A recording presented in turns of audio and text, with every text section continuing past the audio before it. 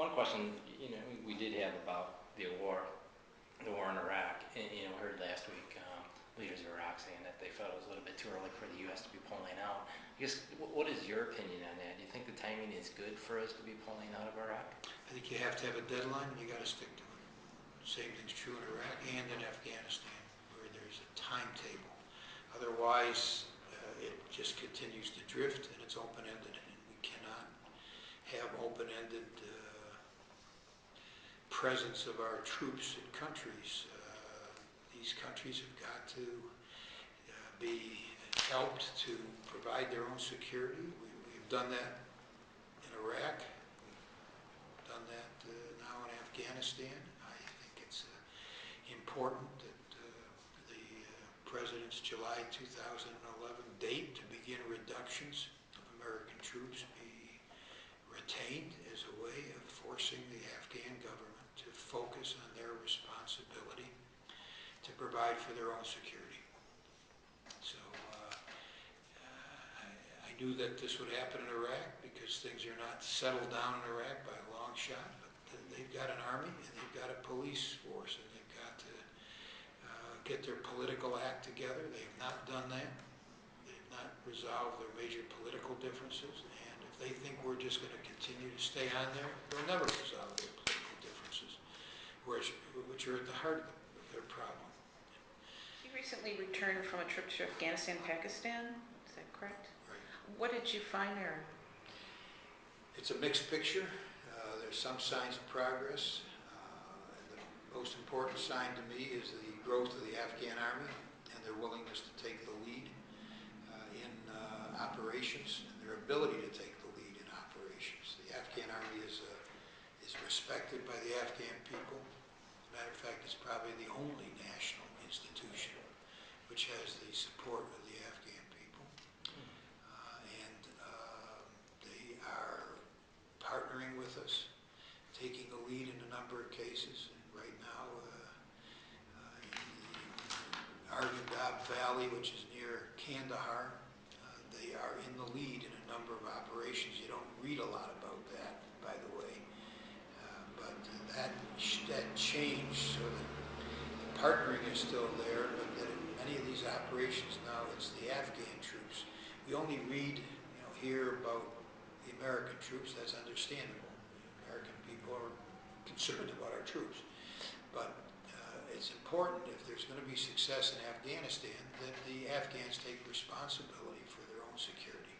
It's critical. That's why that date of 2011, July, is so important, as the action forcing mechanism on the Afghan leadership to take responsibility for their own future, their own security.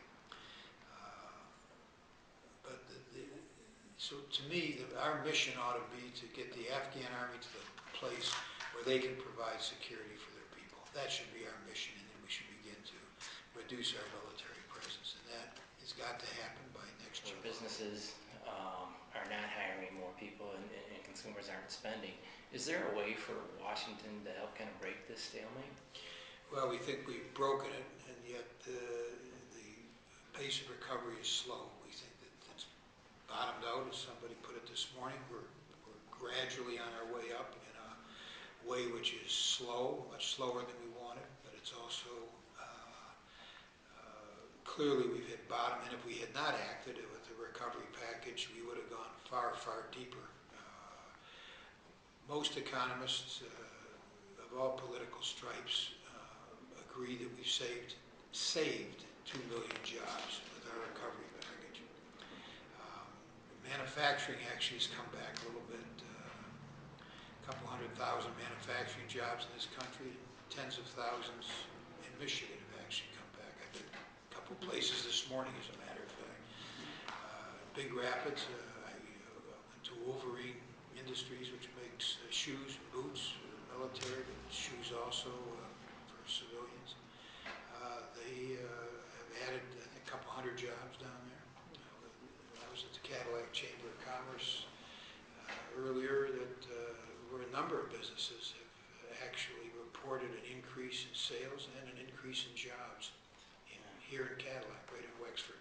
So it's not like we're roaring back. We're moving in the right direction. And part of that is due to the recovery package. Are we moving fast enough? No, but at least we're moving in the right direction. And that would not be the case had we continued to follow policies which basically argued we should let this burn out, let this ditch get deeper and not act. Well, we decided to have, the Democrats in Congress decided to act. We passed the Troubled Asset Program, which helped to save an auto industry. We passed the Recovery Program, which saved hundreds of thousands of jobs, teachers, firefighters, cops, highway workers, highway construction workers, that are working now that would not have been working. And so we, when you say, can Washington do something? Yeah, well, the thing which is right on our plate when we come back in September will be the small business bill, which will create jobs, which will, has the broad support of the business community and the banks, the small community banks, which will help those banks provide capital to small businesses that they're not providing capital to now. Not because the small businesses are not creditworthy, not because they don't have customers, but because the value of their assets has gone down with the recession, just the way the value of most homes have gone down.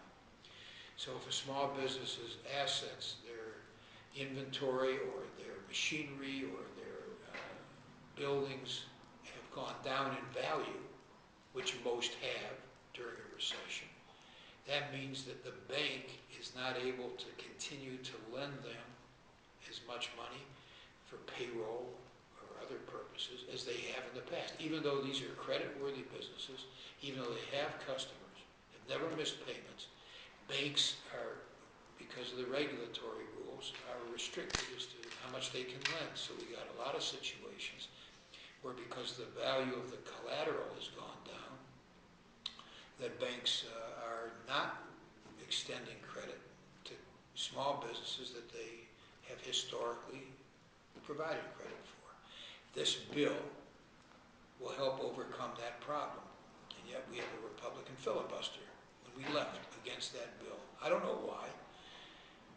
Republicans claimed that they're for small business, and yet you have a filibuster against a bill which the small business community strongly supports, which community banks strongly support.